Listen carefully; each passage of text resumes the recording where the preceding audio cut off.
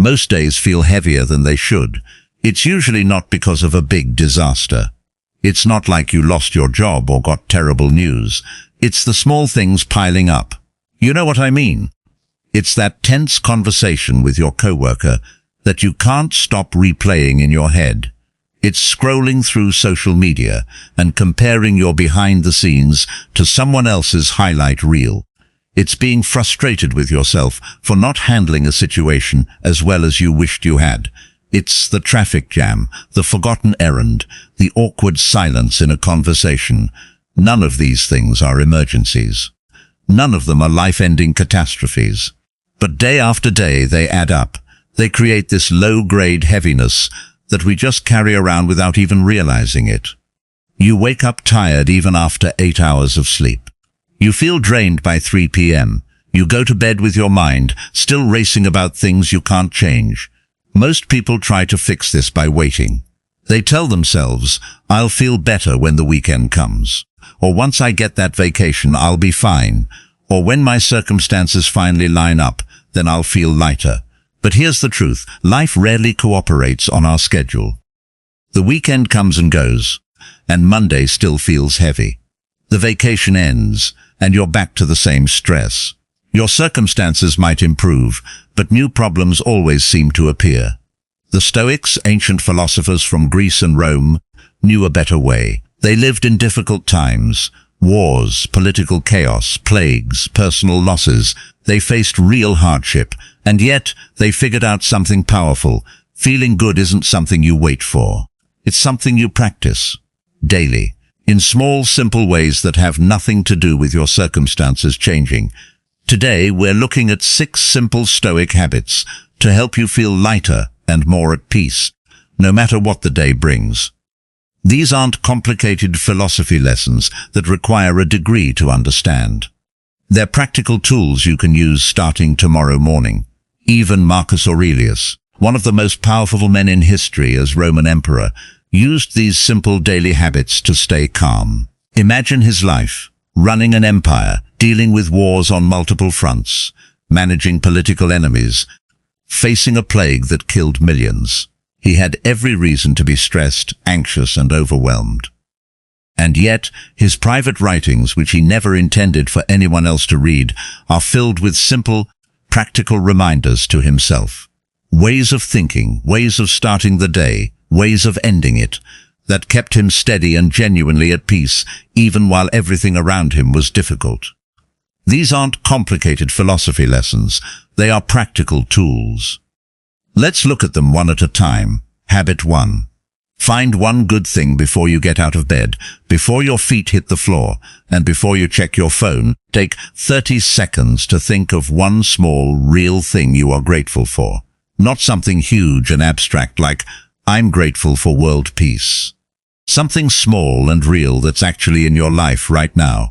It could be the warmth of your blanket, the fact that you have a comfortable bed, a conversation you're looking forward to later today, the smell of coffee brewing, the fact that you woke up at all, capable of thinking and moving and choosing how to spend your hours. Marcus Aurelius wrote, "When you arise in the morning, think of what a precious privilege it is to be alive, to breathe, to think, to enjoy, to love." This isn't just a generic gratitude exercise that you do because someone told you it's good for you. It's a deliberate act of pointing your mind in the right direction before anything else gets the chance to point it somewhere less useful. Think about it. Most people wake up and immediately grab their phone. They start their day by checking emails, social media, news, basically handing their mind over to whatever wants its attention first. That's like letting strangers decorate your house before you've even had coffee. When you take those 30 seconds to find one good thing first, you're taking back control. You're telling your brain, we're starting with this. We're starting with what's good. And here's the magic. A mind that starts the day looking for what is good tends to keep finding it, in small ways, throughout everything that follows.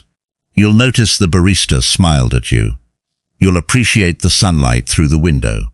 You'll catch yourself feeling thankful for small moments. It's like your brain has been tuned to a different frequency, The key is to make it specific and real.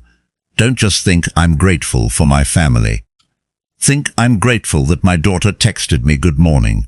Don't just think, I'm grateful for my health. Think, I'm grateful my knee didn't hurt when I walked downstairs.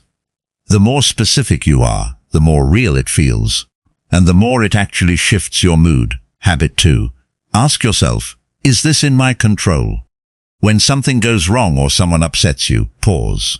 Before you react, before you send that angry text, before you spiral into worry, ask yourself one simple question: can I control this? If the answer is no, if it's genuinely outside your control, let it go as fully as you can right there in that moment. I know, easier said than done. But the moment you realize something isn't in your hands, you can literally feel your shoulders drop. You can feel the tension release. It's not that the problem disappears. It's that you stop wasting energy fighting something you can't change anyway. If the answer is yes, if you can do something about it, then direct your energy toward the part that is actually yours to influence. Not the whole situation, just your part. Just what's actually in your hands. The Stoic philosopher Epictetus built his entire philosophy on this single distinction. He said, some things are up to us, some things are not. That's it. That's the foundation. And he wasn't being pessimistic. He was being practical. Most of our daily stress and frustration comes from confusing these two categories. We try to control things we can't. What other people think of us, the weather, traffic, the past, the future, while neglecting the things that genuinely are within our power, our own actions, our own responses, our own efforts, our own character. Let me give you a real example. Say you're stuck in traffic. You can't control the traffic. You can't make the cars move faster. You can't control the person who caused the accident 3 miles back. That's all outside your control. But you can control whether you listen to a podcast, practice deep breathing, or just sit there and let it ruin your entire day. That's your part. That's what's in your hands. Or say someone criticized you at work. You can't control what they said. You can't control their opinion. That's not yours. But you can control whether you dwell on it for 3 days, whether you let it shake your confidence, or whether you examine if there's any truth to it and use it to improve. That's your part. This one question, asked consistently and quietly, changes how heavy each day feels. Not because problems disappear. They don't. But because your energy stops being wasted on the parts you could never have moved anyway. You start putting your effort where it actually matters. Habit 3. Move your body for 10 minutes. You don't need an intense workout. You don't need to join a gym or buy expensive equipment or spend an hour sweating. Just move your body for 10 minutes. That's it. Walk around the block. Stretch by a window. Do some gentle yoga. Dance in your kitchen. Just move deliberately for 10 minutes. Here's why this matters. Your mind and body are not separate systems. They're deeply connected. What happens in one shows up in the other almost immediately. When your body is stuck, sitting still for hours, your mind feels stuck and foggy and heavier than it needs to be. When your body is moving, even gently, something shifts in your brain. Chemicals get released. Tension gets released. Perspective returns. 10 minutes of movement, even gentle movement, shifts something. Not dramatically, not instantly, but noticeably if you pay attention. You'll feel slightly clearer, slightly lighter, slightly more like yourself. The Stoics valued physical discipline not as vanity, not to look good, but as a practical tool. They understood that a weak body makes a weak mind. A body that's been still too long produces a mind that feels stuck. They saw physical movement as a way of keeping the whole system, body and mind together, functioning as it was meant to. And here's the beautiful part. It doesn't have to be perfect. Some days your 10 minutes might be a brisk walk. Other days it might be gentle stretching while you watch TV. Other days it might just be standing up and moving your arms in circles. The point isn't the intensity. The point is the consistency. 10 minutes. Every day. No exceptions, no matter how small the movement, make it non-negotiable. Don't wait until you have time. You'll never have time. Do it first thing in the morning. or during your lunch break, or right when you get home from work. Attach it to something you already do. After you brush your teeth, move for 10 minutes. Before you check email in the morning, move for 10 minutes. Make it part of your rhythm. Habit 4. Write one honest sentence before bed. You don't need to write a long journal entry. You don't need fancy paper or a special pen or 30 minutes of quiet time. Just write one sentence. That's it. One honest sentence about your day. It could be, "Today I handled that difficult conversation better than I usually would." Or, "Today I lost my temper over something small and I need to work on that." Or, "Today I noticed I'm grateful for my friend who listened to me." Just one sentence. Where did you do well today? Or where did you fall short of who you are trying to be? Marcus Aurelius filled an entire private journal with exactly this kind of honest, unglamorous self-examination. He didn't write it for anyone else. He wrote it for himself. And he didn't do it to punish himself or beat himself up. He did it to see clearly, to notice patterns, to catch himself before he made the same mistakes over and over. Because here's the truth. The day that gets examined, even briefly, teaches you something. The day that simply passes by unexamined teaches you nothing at all. It's just time passing. But when you take 30 seconds to write one sentence, you turn an ordinary day into something slightly more than time simply passing. You turn it into a day that was actually paid attention to, and therefore actually lived. And don't overthink it. Don't worry about writing beautifully. Don't worry about grammar. Just be honest. If you were impatient today, write, "I was impatient today." If you showed kindness when it would have been easier not to, write that. The goal isn't to create a perfect record. The goal is to see yourself clearly. Keep it by your bed.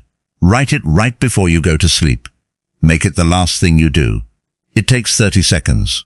But those 30 seconds will change how you live your days. Habit 5. Briefly imagine life without something you have. This sounds strange at first, but it is one of the most effective habits available. And it's simpler than it sounds.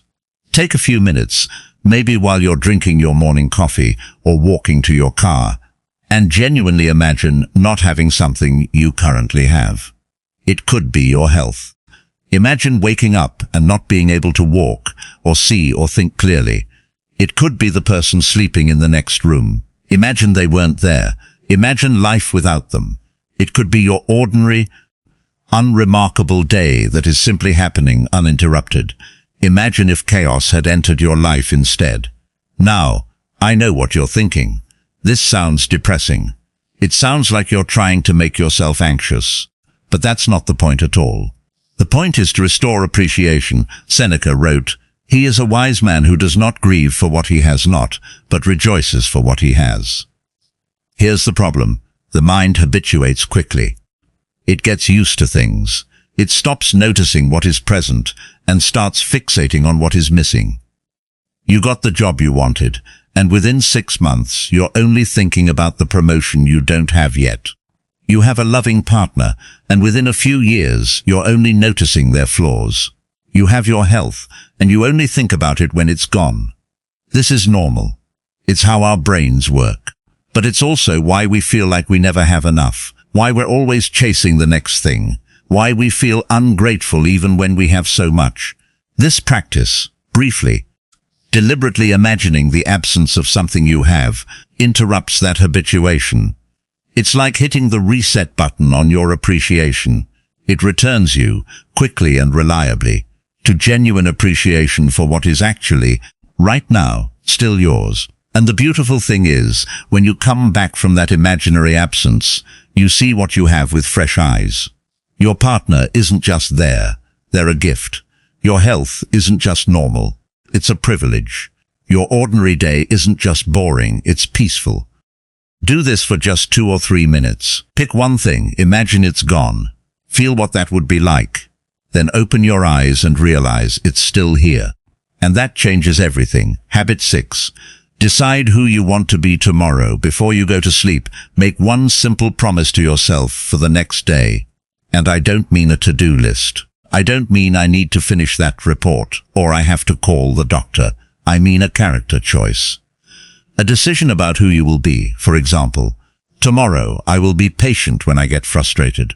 Or tomorrow I will respond instead of react. Or tomorrow I will look for the good before I complain.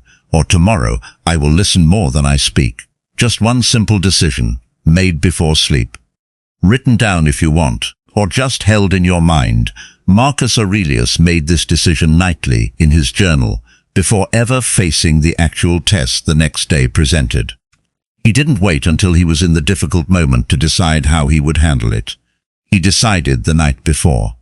He set his intention, and here's why this works. The intention set the night before tends to hold, even imperfectly, through the noise of the following day. It's like you've planted a seed in your subconscious. When the difficult moment comes tomorrow, and it will come, you'll have already decided, in a quiet moment, how you want to handle it, and that makes it so much more likely you'll actually handle it that way. Think about it. How many times have you said, I lost my temper again, or I procrastinated again, or I was negative again? What if, the night before, you had decided, tomorrow I will pause before I speak, or tomorrow I will do the hard thing first, or tomorrow I will notice 3 good things? The intention doesn't guarantee you'll be perfect. You won't be. But it gives you something to come back to. It gives you a standard. And over time, those nightly decisions add up. They shape who you are. So tonight, before you sleep, ask yourself, who do I want to be tomorrow? Not what do I want to do? Who do I want to be? Then decide, and write it down if you can. To recap, the 6 habits are 1. Find one good thing before you get out of bed. 2. Ask, is this in my control? Before you react. Point 3. Move your body for 10 minutes. 4. Write one honest sentence before bed. 5. Briefly imagine life without something you have. 6. Decide who you want to be tomorrow. None of these cost money. None of them take up extra time you don't have. You can start tomorrow morning. You don't need to do all 6 at once. Pick one. Start there. Master it. Then add another. As Marcus Aurelius said, very little is needed to make a happy life. It is all within yourself, in your way of thinking. Feeling better was never something the Stoics waited for. It was something they built, quietly, one small daily habit at a time. They didn't wait for perfect circumstances. They didn't wait for less stress. They built peace in the middle of the chaos. You can build it too.